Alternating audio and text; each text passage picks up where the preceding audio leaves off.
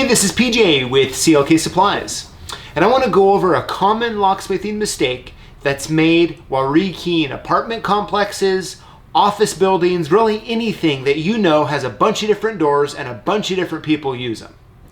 But let's have a little fun with it, and I'm going to go ahead and rekey a sergeant lock that we're going to pretend I just pulled off a really large office building. And I want you to tell me, what did I not do that I should have? All right, so this is a sergeant rim cylinder that we're pretending that we've taken off an office building and we've been hired by the customer to rekey it. So I'm gonna go ahead and put the key in, existing key, we'll pull it out.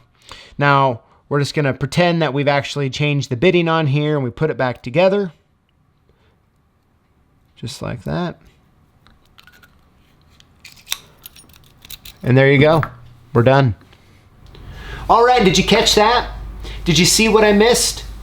For the most part, it looked like a standard rekeying job, didn't it?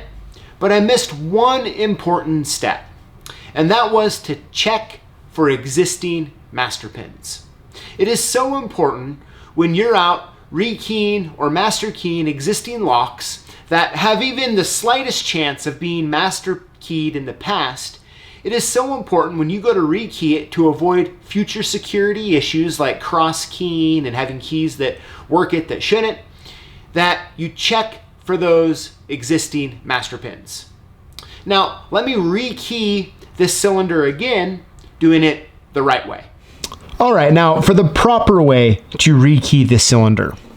Once again, I'm going to take my existing keys, I'm going to put it in, I'm going to put the follower in here, and then, this is the point where you'd rekey the cylinder. But now we have to make sure that we're checking for these existing master pins up here. So I'm going to go ahead and just take my normal follower, and I'm going to take a pair of pinning tweezers. I'm going to put my finger in it, just to kind of spread them out like this.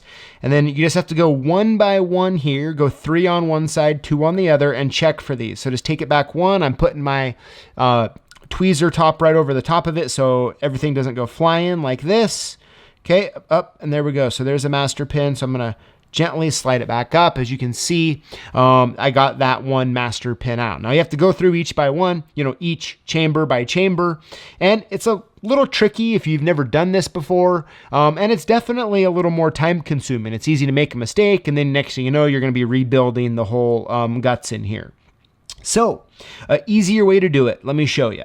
Let me just go ahead and I'll put this back together for a moment. Okay, as what I'm going to do is I'm going to take this ProLock master pin follower. The part number is LT370. Now, as you can see up front here, it's kind of like a normal plug follower, but on the back here, you see this special milled out section right here, okay? Now, what that does is it allows you to move this cylinder here down over where this cutout is. And it's designed so all of the master pins, you will rock this back and forth, and all the master pins are just going to fall right out, but all the top pins are going to stay intact. It's a really nice time saver. Let me show you how it works here. So we're going to go ahead. We're just going to use it just like a basic follower here up front. So we're going to align it, and we're going to push it in just like this. All right. So we're going to go ahead and just take our plug, and we're going to set it aside. Now, is what we're going to do, as you can see, it's just like a normal follower up to this point right here. But what we're going to do is we're going to slide it down over where this cutout part is. Now, when I do that, watch over here on this side because you're going to start seeing master pins come out. Okay, here we go. Right there. So you can see they all started to come out. Now, let me go ahead and I'll just dump those for a minute here. Now, once you get it on here and the master pins come out, you always want to make sure you just rock this back and forth. When you do that, it's going to make sure that any of them that are kind of still stuck in there are going to actually come out. Now, if you look at this angle here, you can see all the top pins are right there. They're all still intact. Everything is just fine. It just allows the master pins to come out. When you're done rocking it and you have them all out, all you have to do is just twist this follower just like that. And you can move it back over to where you started. And when you're done rekeying it, you can take this and put it back together.